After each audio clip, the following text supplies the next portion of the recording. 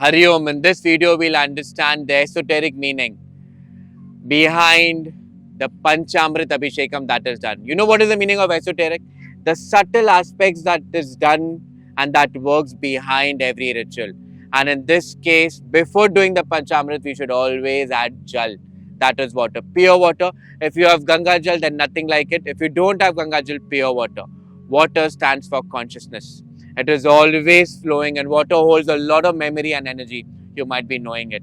So when you add water with the right awareness and right bhav, that is intention, it removes all the negative emotions, your sanskaras, whatever negativity you're holding. That is the reason it is said it is very important to have a dip in Ganga.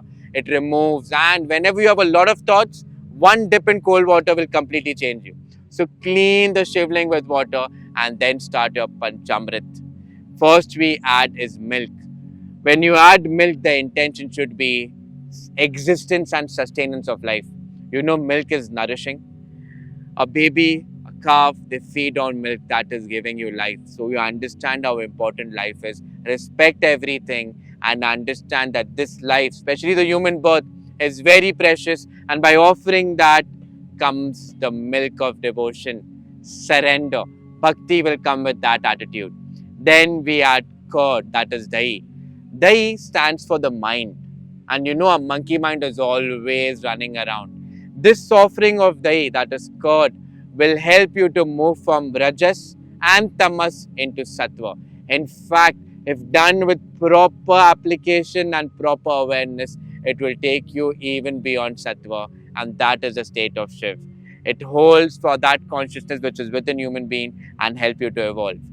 Milk, dahi, then comes ghee. Ghee is that moment where transmission is happening in your life. It is giving you that strength to walk on the path, physically also, mentally also, emotionally also, and of course spiritually also. You know, it's because of the ghee you can light a diya. At the same time, that ghee is keeping you grounded on the path and keeping your ego down. That burning of the ghee is that fire element. You know, these Panchamrit works at specific chakras at specific time and also for the Panchamrutha. Now when you add honey, it is known as the nectar of gods. You know what is the taste of highest consciousness?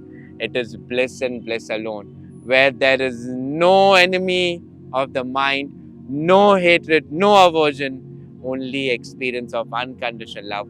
Offering that honey is a reminder that we are creatures of bliss and you are bliss and bliss alone. That is Sat Chit Anand. And the last we add sugar. The sugar will give you the attitude how to communicate. We call it vak. Good speech, gratitude in your action, gratitude and respect for others, and looking and experiencing every human being, even creatures and mountains and the sun as one. All these 5 elements when you apply it and when you keep on chanting Aum Namah Shivaya, that bhav will make you realize and give you a glimpse of your true essence, that is Shiv again. Once the entire Abhishekam is done, collect it, give it to your family members at prasad, offer it to everyone. Generally and always, when we do Abhishekam, we pray for the world, because only by uplifting others, you will lift yourself, and we all are one. Once the Abhishekam is done, you offer jal again, then you offer the Tripundra on Shiv. It is made by using vibhuti. In reality, ashes are used, but we can't use it. But we use the bhasma. The 3 strands or the 3 lines, they stand for Ichcha Shakti, Kriya Shakti and Gyan Shakti. They all work together. Then when we apply with the ring finger. The ring finger generally connects to the heart. So when you apply chandan, it is to make you realize the unconditional love that you hold and you're beyond this duality of intellect, ego and the mind. Once everything is done, you offer a diya. Diya stands for the light. So whenever there is negative emotion, that light will remove all the negativity. The most favorite of Shiv is Bel Patra. If you look at the Bel Patra, it has 3 leaves and esoterically it stands for the 3 nadis going in your body. That is Ida, Pingla and Sushumna. When you add with the right awareness, that pran will start flowing into you. You know Bel Patra, the bale tree and the Bel leaf is very, very precious to Shiv. It's mentioned in Shiv Puran also.